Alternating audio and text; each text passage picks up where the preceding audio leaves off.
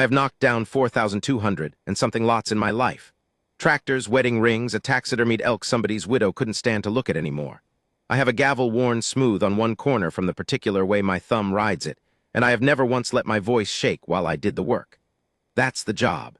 You keep the rhythm going, you keep the numbers climbing, and you do not look too long at the faces in the folding chairs, because the faces are where the trouble lives. The morning we sold Della Voss's farm for $11,000, I looked at a face. I'm telling you this because I want you to understand I knew what I was doing was wrong before it was even finished. And I did it anyway, the way you finish a cigarette you already regret lighting.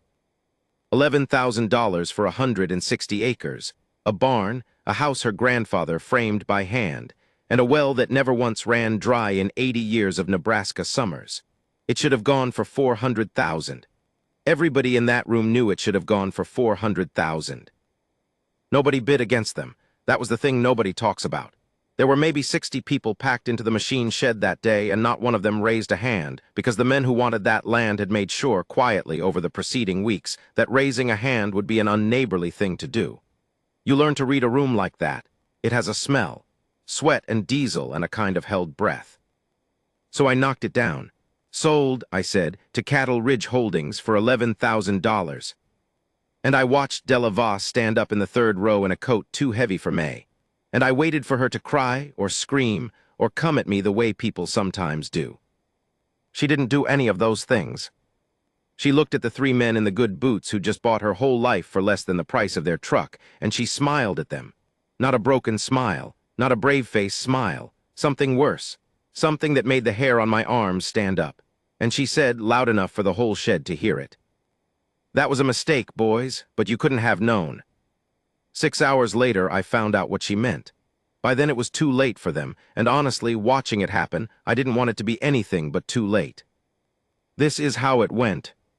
The auction was called for 9 in the morning, and I got there at 7, the way I always do, because a man in my line of work who shows up when the crowd shows up has already lost half his authority.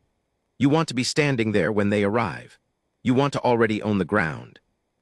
I'll tell you about myself briefly because you ought to know what kind of man is narrating this to you, and I'd rather you knew the ugly parts up front. My name is Roy Cutter. I have been a livestock and land auctioneer in 3 counties for 31 years. I am 60 years old, I have bad knees and a good voice, and I keep a small spiral notebook in my breast pocket in which I write down after every sale one true thing about that day. Not the numbers. The company keeps the numbers. I write down the true thing. It's a habit I started after my wife passed, when I found I was going whole weeks without saying anything true out loud, and I thought I ought to at least write it somewhere. Most days the true thing is boring. Rained. The Peterson boy overpaid for a swather because his daddy was watching. That kind of thing. I already knew, driving out to the Voss place that morning, that whatever I wrote in the notebook that night was going to be one I didn't want to read again. Here's what I knew about the situation. And I want to be fair and lay it out the way I understood it at the time, not the way I understand it now. Della Voss was 72 years old, widow. Her husband Emmett had died 3 winters back, and it was common knowledge that the farm had struggled since, the way farms do when the person who kept the whole machine of it running in his head is suddenly gone, and all that knowledge goes into the ground with him. There'd been a bad year, then a worse one. Then a note came due at the bank, and the bank, which used to be a building full of men who'd known Emmett Voss since he was in short pants, had been bought 2 years earlier by an outfit out of Omaha that knew nobody and cared less. And there was Cattle Ridge Holdings, 3 men. Well, 3 men were the faces of it anyway. The one who did the talking was named Garrett Doyle, mid-40s, the kind of handsome that comes from money rather than genes. With a smile he could turn on and off like a yard light. His people had been quietly buying up half the county for 6 years. They'd get a farm into trouble or find one already in trouble, and they'd be there at the auction with cash and with that smile, and somehow the bidding always went the way they needed it to go. I'd worked 3 of their sales before this one. I'd told myself each of those times that I was just the man with the gavel, that the market is the market, that if it wasn't me up there it'd be some other fellow, and at least I ran an honest count. You can talk yourself into almost anything at 7 in the morning in an empty machine shed. The light comes in gray and flat through the high dusty windows, and there's nobody there to look at you. I set up my little podium. I laid out the gavel. I walked the lot list one more time, and I stood for a minute in front of the house. It was a good house. That's the part that got me standing there. It wasn't grand. It was a plain two-story white farmhouse with a wraparound porch and a swing on the porch, and somebody, Della, I figured, had planted tulips along the whole front walk, and they were up and open, red and yellow, this defiant little riot of color in front of a house that was about to be taken away from the woman who planted them. There was a pair of muddy garden gloves sitting on the porch rail, palms up, like she'd taken them off yesterday, fully expecting a tomorrow in that garden. I looked at those gloves longer than I should have. Then I went back to my podium, because that is what a coward does. He finds a podium. People started arriving around 8. I want to describe the crowd to you because the crowd is the whole story, in a way. You had the vultures first. That's unkind, but it's what I called them in my head.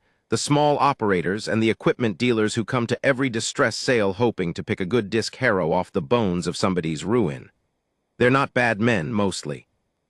They're just men who have learned that other people's disasters are where the deals are, and they've made their peace with it the way I'd made mine. Then you had the neighbors, and this is the part that sat wrong with me even then. The neighbors came in 2s and 3s in their church-adjacent clothes, and they didn't go look at the equipment. They stood along the back wall of that shed with their hats in their hands and their faces set, and they looked like men and women at a funeral, which is what it was. These were people who'd bylaid hay with Emmett Voss, whose kids had ridden the bus with Della's kids back when Della had kids at home, whose casseroles had filled that farmhouse kitchen when Emmett died. Every one of them knew what 160 acres of good bottomland was worth, and every one of them was going to stand there with their hands at their sides and watch it go for the price of a used pickup, because Cattle Ridge had gotten to them. Not with threats, nothing so crude, with word. Word had gone around, the way it does, that a man who bid up the Voss place would find Cattle Ridge less than friendly when his own note came due, when he needed his beans hauled, when he wanted to lease the Pearson Quarter that Cattle Ridge now controlled. Nobody had to say any of it directly. In a small county, you don't have to say things directly. The saying is in the air. So they came to mourn, and they came to be witnesses, but they did not come to fight. There's a difference, and I understood the difference, and I stood up at my podium in a position to profit from the difference. Garrett Doyle arrived at 8:40 in a truck that cost more than the farm he was about to buy. He had his 2 associates with him, a lawyer type with a soft body and hard eyes named Prentice, and a younger fellow whose name I never did catch, who spent the whole auction looking at his phone. Doyle came up to my podium first thing, the way he always did, and he shook my hand with both of his, warm as a preacher, and he said, "Roy, good to see you. Ought to be a quick one today." "Ought to be," I said. My own voice sounded strange to me. He held onto my hand a half-second longer than was natural, and he looked me right in the eye, and he said, still smiling, "No surprises, right?" And there it was, laid down soft as a card on green felt. No surprises, right? Meaning, run it fast, don't dawdle over the bidding, don't do anything to encourage some fool in the back to get his blood up and drive the number where it didn't need to go. Keep the rhythm going. Keep it clean and quick, and let it die the quiet death everybody in this room has already agreed it's going to die. "I run an honest count, Garrett," I said, which was not an answer, and which we both knew was not an answer, and he smiled wider because a non-answer was all the answer he needed. "Course you do," he said, and let go of my hand and went to stand in the front with his men. I wiped my palm on my trousers when he wasn't looking. I don't know why, it just felt like something I needed to do. Now I have to tell you about Della, because up until 9 o'clock that morning I had only ever seen her at a distance, and everything I thought I knew about her turned out to be wrong. I'd figured her for a broken woman. That's the honest truth of my expectation. 72, widowed, losing the farm. I'd sold enough of these to know the shape they usually take, and the shape is a person hollowed out, going through the motions, sometimes weeping and sometimes just gone somewhere behind the eyes. I'd braced for it. You brace for it the way you brace for a cold wind before you open a door. She came in at 8:50, and she was nothing I'd braced for. She was a small woman, and she dressed for the occasion, that heavy good wool coat I mentioned, a proper coat, a coat you'd wear to something that mattered. Her white hair was set. She had a purse over her arm like she was going to town. And she walked into that machine shed with her chin level and her back straight, and she went down the center aisle between the folding chairs, and she said good morning to people. By name. "Morning, Cliff. Morning, Dale. How's your mother?" "Morning, Susan." And each person she greeted flinched, just a little, because how do you say good morning back to a woman whose farm you've come to watch get stolen while you keep your hands in your pockets? They said it back, mumbled, couldn't meet her eyes. She met theirs just fine. She sat down in the third row, dead center. Not the back where the mourners were, not up front where Doyle held court. The third row center where I couldn't help but see her the entire time. She caught me looking, and I swear to you, she gave me a small nod, polite, like we were at church and she was acknowledging a fellow parishioner. It undid me a little, that nod.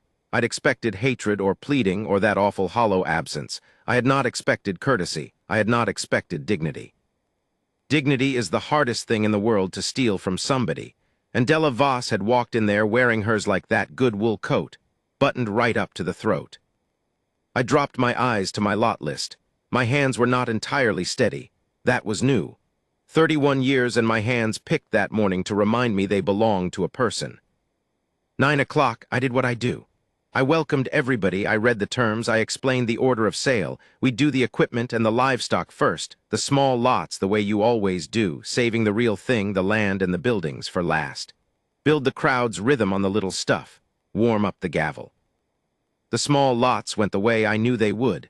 There was no fight in that room. A hay rake worth $2,000 went for $400. A good stock trailer went for almost nothing. The vultures picked, quiet and businesslike, and every time my gavel came down I felt it a little more, this thing I want to call shame, but which at the time I was still calling the job. And Della Voss watched her husband's tools go one at a time to strangers for pennies, and she did not flinch. Once, only once, I saw it cost her. When they brought out a particular tractor, an old green John Deere, restored, gleaming, obviously somebody's pride, she reached up and touched the little cross she wore at her throat, and her lips moved, just barely, and then her hand came back down to her lap and folded over the other one, and she was still again. Emmett's tractor, I figured. Had to be. She let it go for $600 to a man from 2 counties over, and she did not make a sound. I have thought about that moment many times since, about what it costs a person to sit still. We give a lot of credit in this world to people who stand up and shout, and not nearly enough to the ones who sit still when every nerve in their body is screaming at them to come apart. Della Voss sat still. It was the stillest I have ever seen a human being sit, and it was not the stillness of defeat. I understand that now. At the time, I thought it was defeat. It was the exact opposite. It was a woman conserving everything she had for something she knew was coming, and I didn't. We came to the land at 10:30. I felt the room change. Everybody did. The mourners along the back wall shifted their weight. Doyle and his men who'd been lounging sat up. This was the thing. This was what all of it had been leading to. 160 acres, the buildings, the whole home place, offered as a single lot. I read the legal description. My voice, I'll say this for it, my voice held. The voice is the last thing to go. I described the acreage and the water rights and the improvements, and I heard myself doing it, this smooth, practiced auctioneer's patter. And part of me was standing off to the side watching Roy Cutter grease the skids on the theft of an old woman's life. And that part of me was disgusted. And the rest of me kept talking because the rest of me had a mortgage and a reputation and 31 years of keeping the rhythm going. We'll start the bidding, I said, at $200,000. Silence. That's how you're supposed to do it. You start high, near the real value, and you let the market pull it down to where it wants to be, and if the market's honest, it'll settle somewhere fair. I started at $200,000, which was already only half of what the place was worth, and I want you to know I started there on purpose, one small act of resistance, my one little rebellion. I started at a number that at least gestured at the truth. Nobody bid. 200,000, I said again. For the finest quarter plus of bottomland in this township, do I hear 200? I looked at the back wall.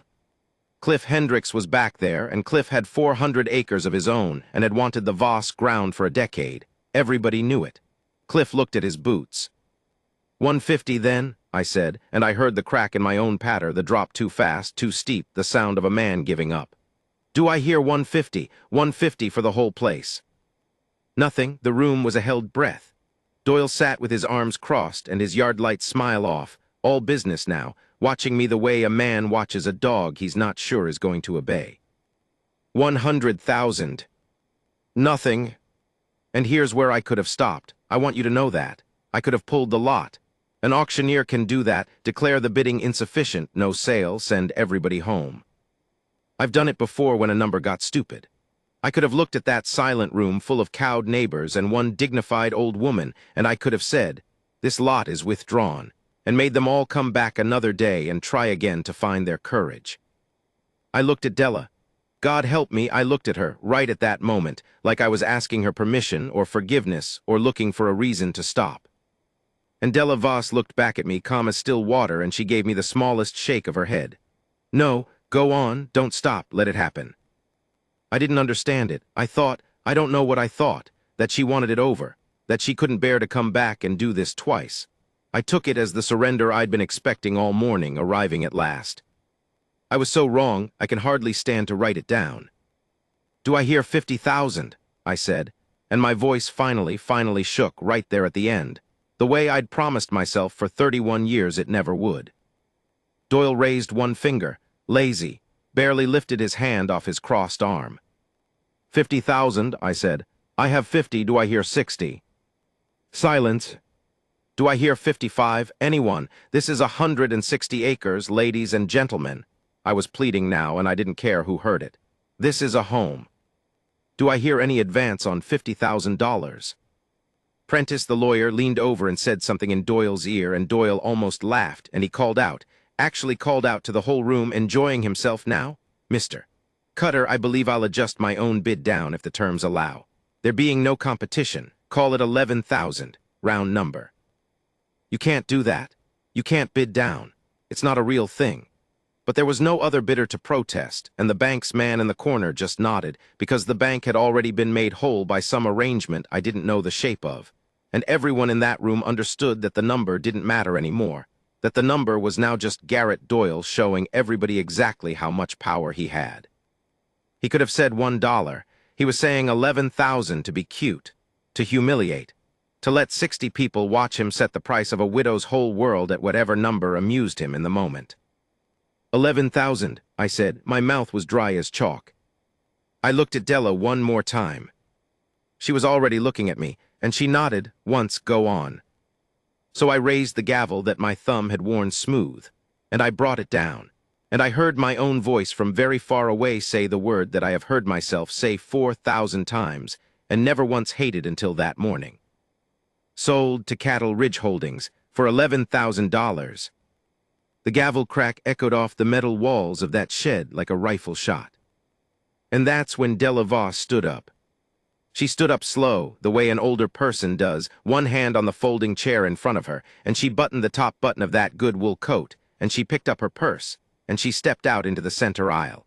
Everybody was watching her now. The whole room.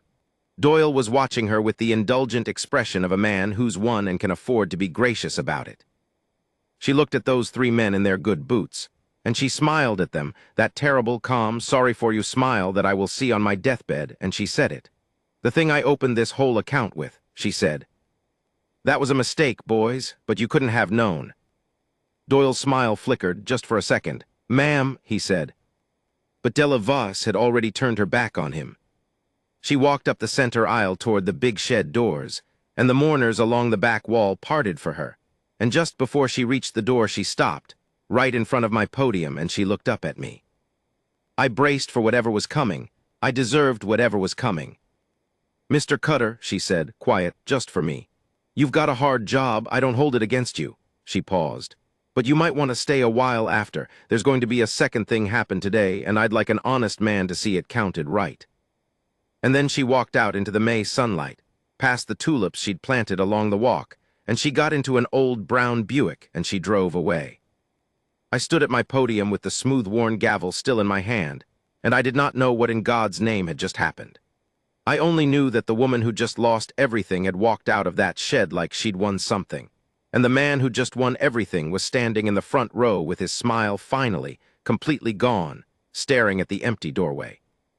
I looked down at my lot list so nobody would see my face. Under my breath, so quiet only I could hear it, I said, "What did you do, Della? What in the world did you do?" I found out at 4 o'clock that afternoon. And when I did, I took out my little spiral notebook, and for the first time in 31 years I wrote the true thing down before the day was even over, because I couldn't wait. My hand was shaking too bad to wait. I'll tell you what I wrote, but not yet. First, you have to understand about the letter, and the well, and the thing Emmett Voss did in the last year of his life that not one soul in that county knew about. I did stay. Of course I stayed. You couldn't have dragged me out of that county with a team of mules after what she'd said. But I have to back up first, because between the auction and 4 o'clock there were about 5 hours of ordinary afternoon, and it's in those 5 hours that I learned most of what I'm about to tell you, and I want to give it to you the way it came to me, in pieces out of order from a handful of people who each held one corner of the thing and none of whom held the whole of it. That's how truth usually arrives in a small county. Nobody has the whole story. Everybody has a corner. You have to walk around the county picking up corners until the shape of it finally shows. The first corner I got was from Doreen at the diner. The Cattle Ridge men had cleared out of the shed fast after the sale. Doyle had his paperwork to file, his triumph to go celebrate, and I think Della's little parting speech had put a burr under his saddle he wanted to get away from. The crowd broke up the way crowds do after a hanging, quiet, and not looking at each other. I loaded my podium and my gavel into my truck, and I found I didn't want to drive home, and I didn't want to drive to the next county for the next sale, and so I did what a man does when he doesn't know what to do with himself in a strange town. I went and got pie. Doreen's is the kind of place where the auctioneer is a known quantity, and Doreen brought me my coffee without asking and stood there with the pot and said, "You did the Voss sale." It wasn't a question. I said I had. She looked at me a long moment. Doreen is maybe 50, been slinging plates in that diner since she was a girl, knows everything about everybody the way diner women do. "How much?" she said. 11,000, I said. And Doreen, I'll never forget this, Doreen set the coffee pot down on my table, which is a thing waitresses do not do, and she pulled out the chair across from me and she sat down uninvited and she said, $11,000. Not angry, wondering, like she was turning a strange coin over in her hand. "For the Voss place." She shook her head slow. "You know what's funny, mister? You know what's actually funny? Della came in here yesterday, sat right where you're sitting, had the meatloaf." She paused. "And she was happy. Happier'n I've seen her since Emmett passed. I thought, well, isn't that a mercy she's made her peace with losing the farm? Some people do at the end, they let go and they get light." Doreen's eyes narrowed. "But that wasn't it. That wasn't letting go happy. I've seen letting go happy and it's got tears in it. This was the other thing." She tapped the table. "This was the cat that ate the canary. And I couldn't figure it, and I still can't, but you telling me $11,000.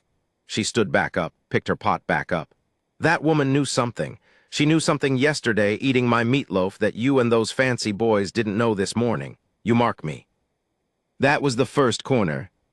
The second corner I got from a man named Havorson, who I found by accident, and who I think, in retrospect, God put in my path on purpose, though I'm not a man who says that kind of thing lightly. I'd gone back out toward the Voss place around 1 o'clock. I told myself I was just driving. I wasn't just driving. I wanted to see it again, that White House and those tulips, before Cattle Ridge did whatever Cattle Ridge was going to do to it. And parked in the drive that as of that morning belonged to Garrett Doyle, was a state vehicle. White pickup, government plates, a seal on the door I couldn't read from the road. There was a man out by the well. Now the well sat off to the side of the house, an old stone-ringed thing with a newer steel casing and a pump house built up around it, nothing you'd look at twice. The man was a lean, weathered fellow in a state jacket, and he had instruments, a case of them, open on the tailgate, and he was doing something with a probe down the well casing and writing on a clipboard. I pulled in. I know I had no business pulling in, but I had a podium in the back of my truck and 31 years of walking up to strangers like I belonged wherever I was standing, and I walked up to him and I said, "Afternoon, Roy Cutter. I ran the auction here this morning." He looked up, middle-aged, tired eyes, the look of a man who'd spent his career being the bearer of news nobody wanted. "Havorson," he said. "State Department of Environmental Quality, Water Division." He nodded at the well. "You said you ran an auction this morning." "I did." He set down his clipboard. Something in his face changed. It went careful, the way a man's face goes when he realizes he might be standing in the middle of somebody else's disaster and hasn't decided yet how much of it to touch. "Who bought it?" he asked. "Outfit called Cattle Ridge Holdings, man named Doyle." Havorson was quiet for a second, then he did something I didn't expect. He laughed, not a happy laugh, a short, surprised bark of a laugh, and he said, "They bought it today, this morning." He rubbed his face with one hand. Well, God Almighty, she actually did it. Did what? I said. My heart had started up hard, though I couldn't have told you why. Mister, I've been trying all afternoon to understand what happened here this morning. Della Voss sold her farm for $11,000, and then she told the buyers they'd made a mistake and walked out smiling. And nobody in this whole county can tell me what she meant. If you know something, I'd take it as a kindness.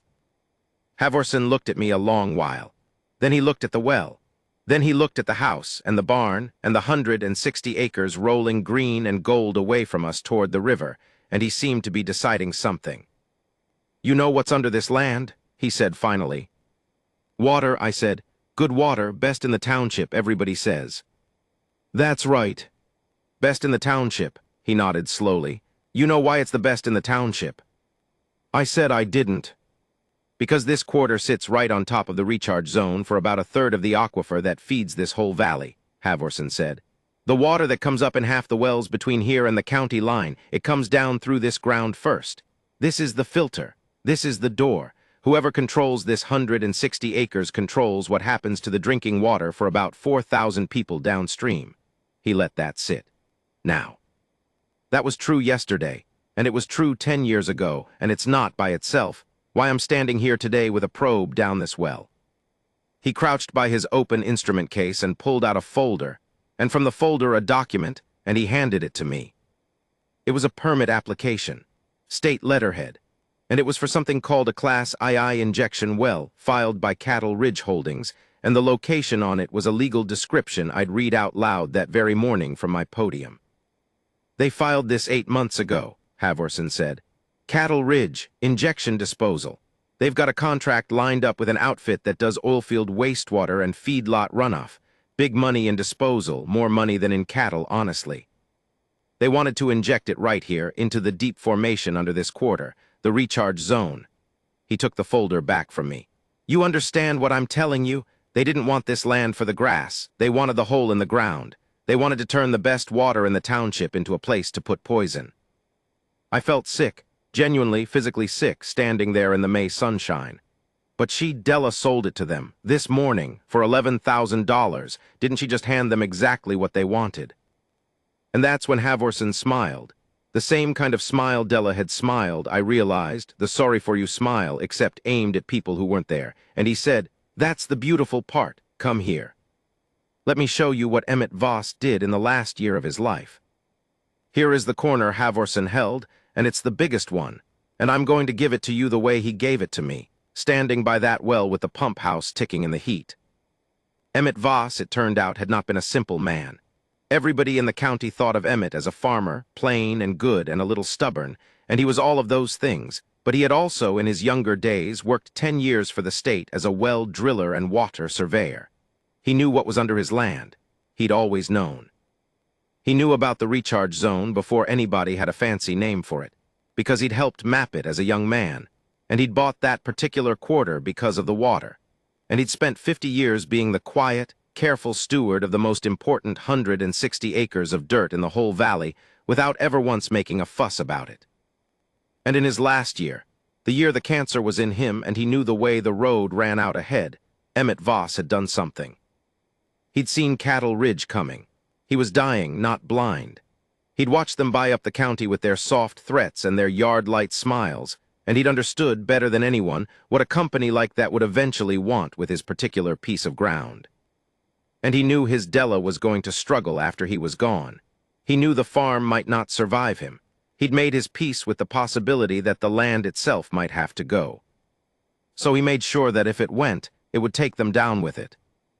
He filed quietly with the state in the last year of his life a conservation covenant, a permanent one, a legal instrument that ran with the land, that attached to the dirt itself, not to the owner, declaring that quarter a protected groundwater recharge area, prohibiting in perpetuity any injection, disposal, extraction, or activity that would threaten the aquifer. He worked with Halvorson's own department to do it. He dotted every I, and then, this is the part that makes me want to take my hat off every time I think about it. He told nobody. Not his neighbors, not the county, not Della even, not all of it. He filed it and he buried it in the state's records like a landmine, and he went home and he died. Why keep it secret? I asked Halvorson. My voice wasn't quite working right. Why not tell everybody protect himself? Because if Cattle Ridge knew the covenant existed, Halvorson said, they'd never have bought the land. They'd have left it alone or found a way to challenge the covenant with the old owner still alive and vulnerable and short on money to fight them. Emmett didn't want to protect the land from them, Mr. Cutter. Any fool can protect land. Emmett wanted them to buy it. He wanted them to sink their money and their plans and their name into it, file all their permits, commit themselves in writing to a scheme that was already legally dead in the ground, and then find out. He built a trap and he baited it with the one thing he knew they couldn't resist, cheap water. He turned his own farm into the thing that would ruin them. Halvorson shook his head with something like reverence. I've worked water rights for 26 years. I never saw anything like it. That old man reached up out of his own grave and set a trap for the men who were going to poison his valley, and this morning, he checked his watch. About 10:30 this morning, they walked right into it. For $11,000, they put their name on it. It's theirs now. The covenant, the liability, all of it. The injection permits void the second I file my report, which I'm out here doing right now. And every dollar they were going to make disposing of poison, gone. And they can't sell it either because who buys a protected recharge zone you can't do anything with?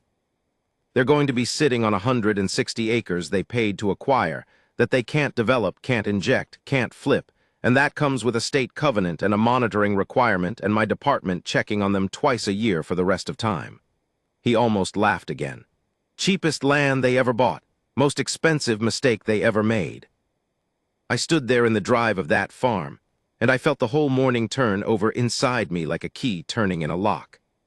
That was a mistake, boys, but you couldn't have known. She'd known. She'd sat in the third row in her good wool coat and watched me knock her husband's farm down to those men for the price of a used truck, and she'd shaken her head at me. Don't stop, let it happen. Because the whole thing going through was the entire point. She needed Doyle to buy it. Every dollar the number dropped, every bit of humiliation Doyle piled on, every cruel little flourish. Call it 11,000 round number. He'd thought he was grinding an old woman into the dirt, and she'd sat there and taken it, still as still water, because she knew that with every one of those flourishes he was tying the noose tighter around his own neck and calling it a victory. The stillness, God, the stillness I'd mistaken for defeat. She wasn't conserving her strength to keep from falling apart. She was holding herself still the way you hold still when you've got a hawk on your wrist, and you don't want to spook it before it's fully caught. But then why? I said slowly, working it out. Why did she tell me to stay? She said there'd be a second thing happen today. She said she wanted an honest man to see it counted right. Halvorson looked at his watch again. What time did she say? She didn't say a time, just today. He nodded toward the road where a plume of dust was rising off the gravel, a vehicle coming fast. Then another behind it, then a third. I'd guess, Halvorson said, right about now. Here's the last corner, and I got this one by being handed it, live, standing in that driveway, because the vehicles coming up the road were the thing itself. The first was Della's old brown Buick. The second was a county sheriff's cruiser. And the third was a passenger van with a magnetic sign on the door that read TRI County Legal AID. And out of it climbed a young woman in a blazer with a briefcase and the alert, humming energy of a lawyer who knows she is about to have a very good afternoon. Della got out of her Buick. She'd taken off the good wool coat. It was warm now, full afternoon. And underneath she had on a plain blue dress and she looked, somehow, 10 years younger than she had at 9 o'clock that morning. She saw me standing there by the well next to Halvorson and she stopped, and something crossed her face, and then she smiled, and this time it wasn't the terrible smile. This time it was just a smile. Mr. Cutter, she said, you stayed. Yes, ma'am, I said, my throat was tight. I stayed. She walked over. The young lawyer was already deep in conversation with Halvorson, papers coming out of the briefcase. The two of them talking the fast, clipped language of people, confirming that a thing has gone exactly according to plan. The sheriff's deputy leaned against his cruiser and waited, the way lawmen wait, patient and unbothered, there to keep a peace that nobody was actually going to break. Della stood in front of me. She reached up and touched the little cross at her throat, the same gesture I'd seen her make when Emmett's tractor sold. And she looked out over the 160 acres, green and gold down to the river, and she was quiet for a moment. I'm sorry, I said. It came out of me before I'd decided to say it. 31 years of never apologizing at an auction, because an auctioneer who apologizes is an auctioneer who's admitting the game is crooked, and here I was saying it to the one person who'd beaten the game. "I'm sorry, Della. I sold your husband's farm for $11,000, and I knew it was wrong, and I did it anyway. I've been sick about it all day." She looked at me with an expression I didn't have a name for. Then she said, "Mr. Cutter, you did exactly right. You did precisely what I needed you to do, and you did it honest, and you never once knew you were doing it." She patted my arm.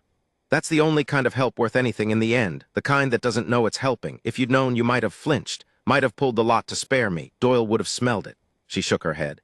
"No, you keeping that rhythm going this morning, that was Emmett's whole plan, working through a man who had no idea he was part of it. You were the last piece. And you were an honest count." She squeezed my arm.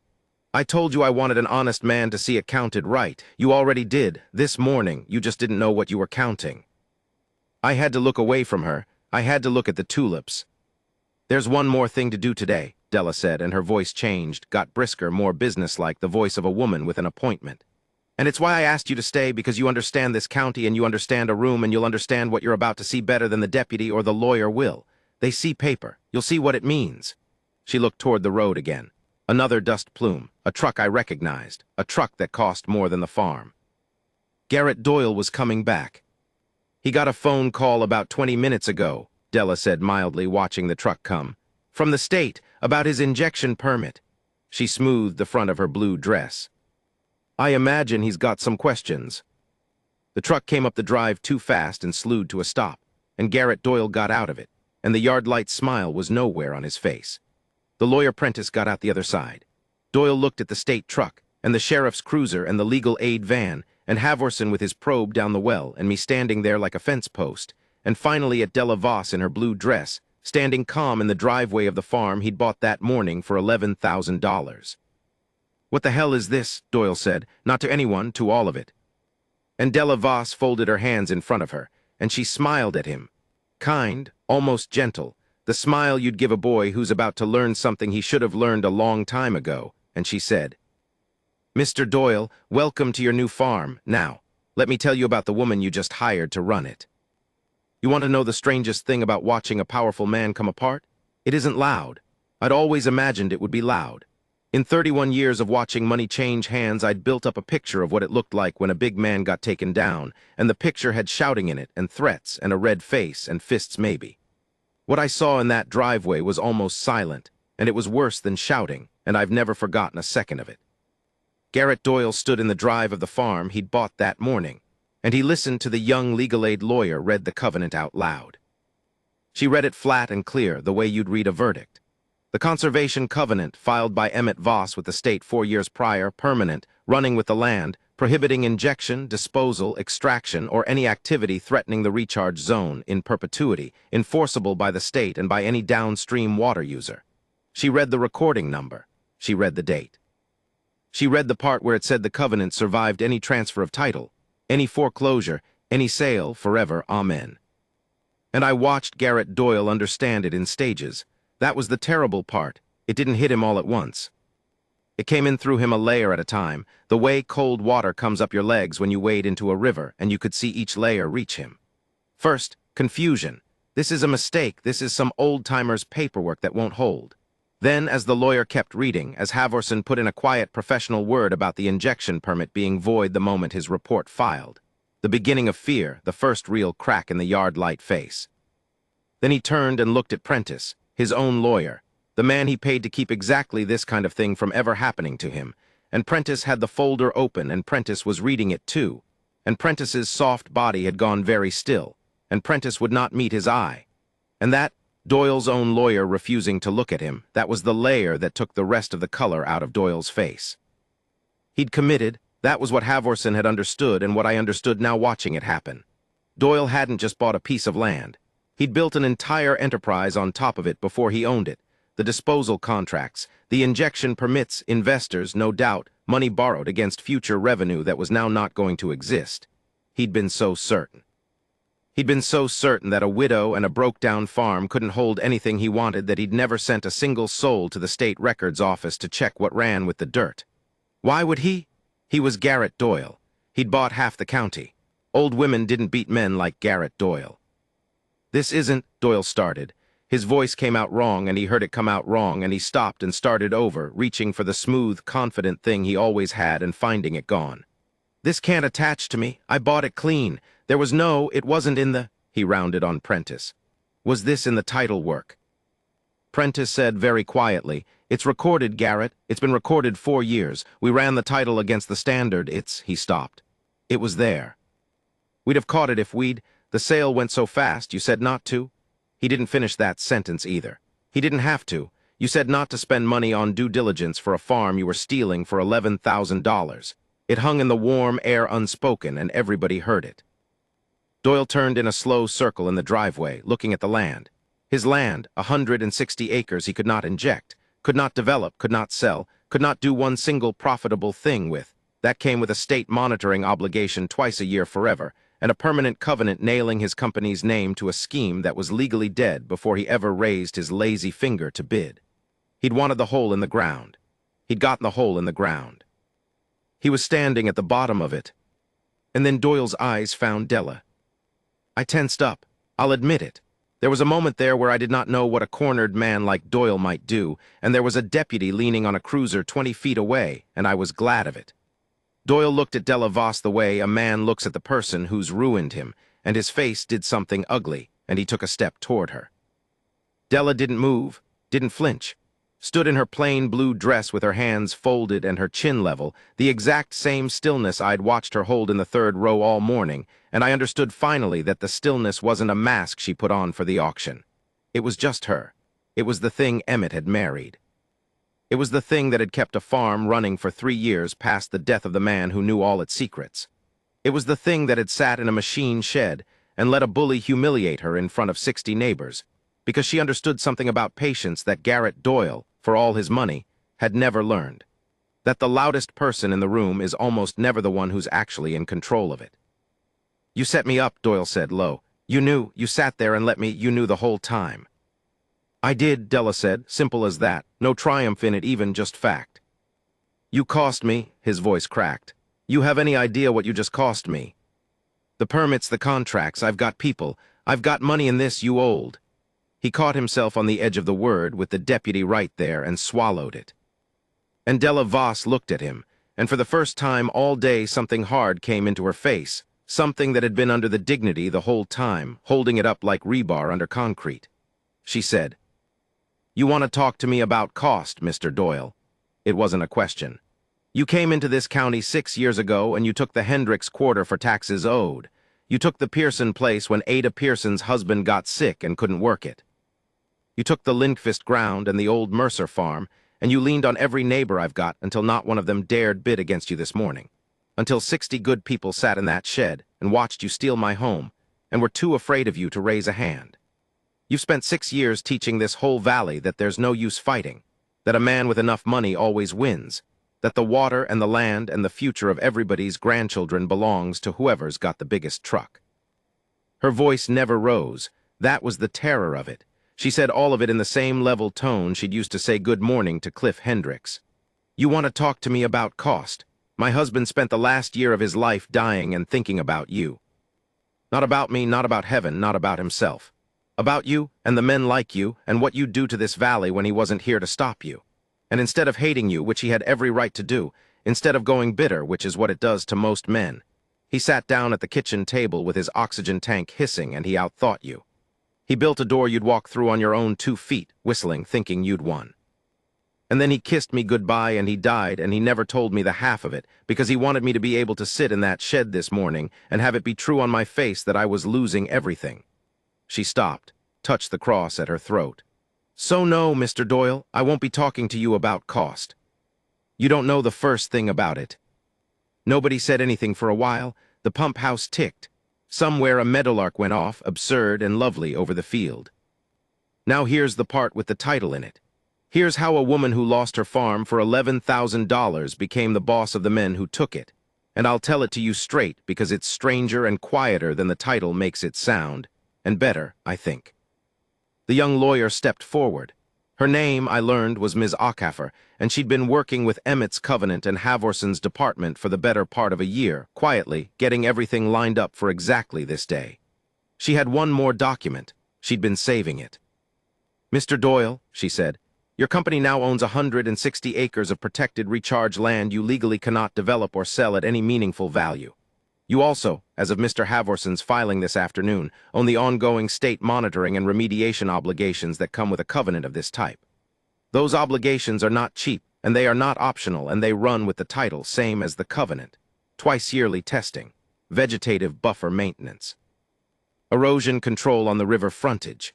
Somebody qualified has to actually do all of that in perpetuity, and your company is now legally on the hook to pay for it whether it ever earns you a dime or not." Doyle stared at her.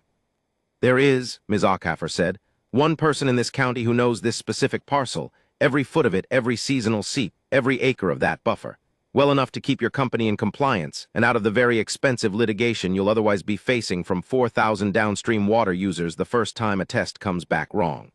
She let it sit. "Mrs. Voss is prepared to offer your company a stewardship contract. She'll manage the covenant compliance on your land. Testing, buffers, reporting, all of it. She'll keep you legal.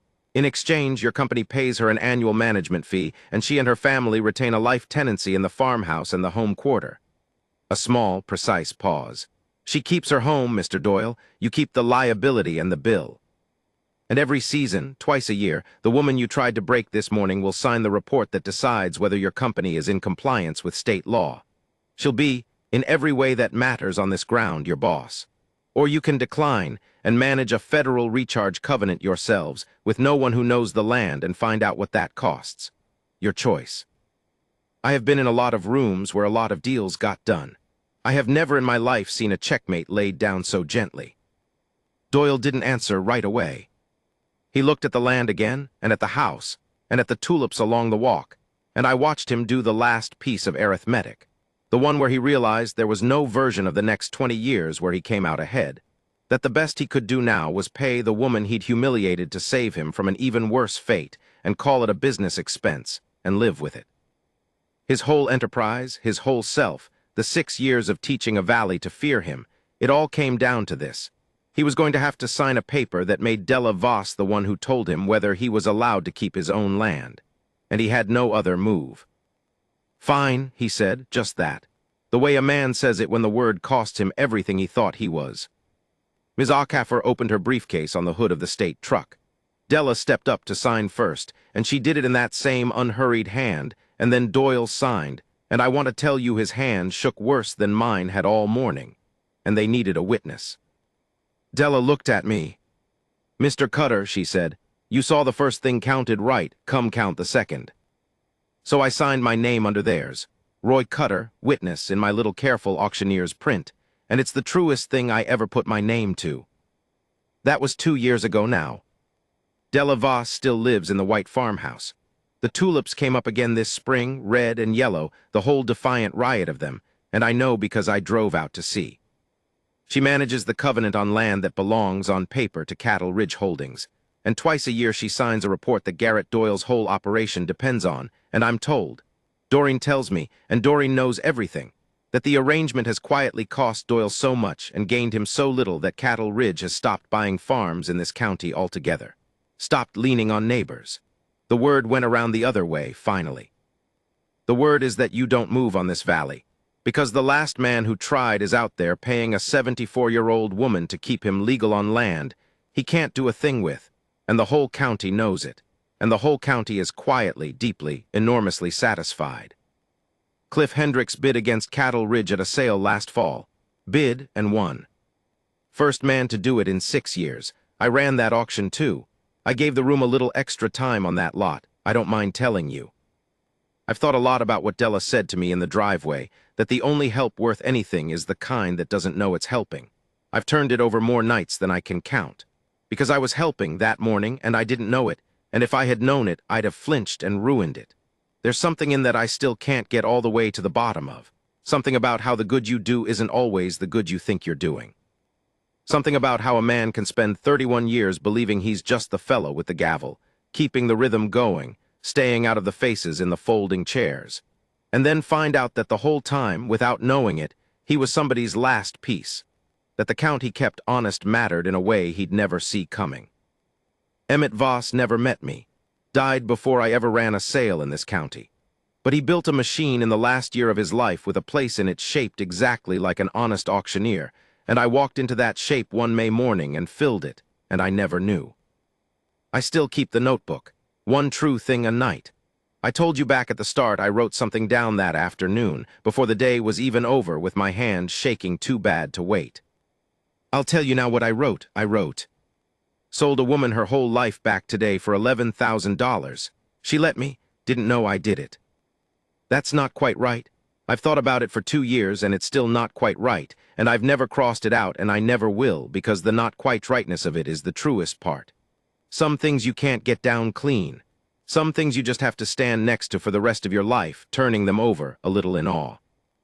She's out there right now, I expect. In the garden. Gloves palms up on the porch rail like there's always going to be a tomorrow in that dirt. And there is, she made sure of it, they just couldn't have known.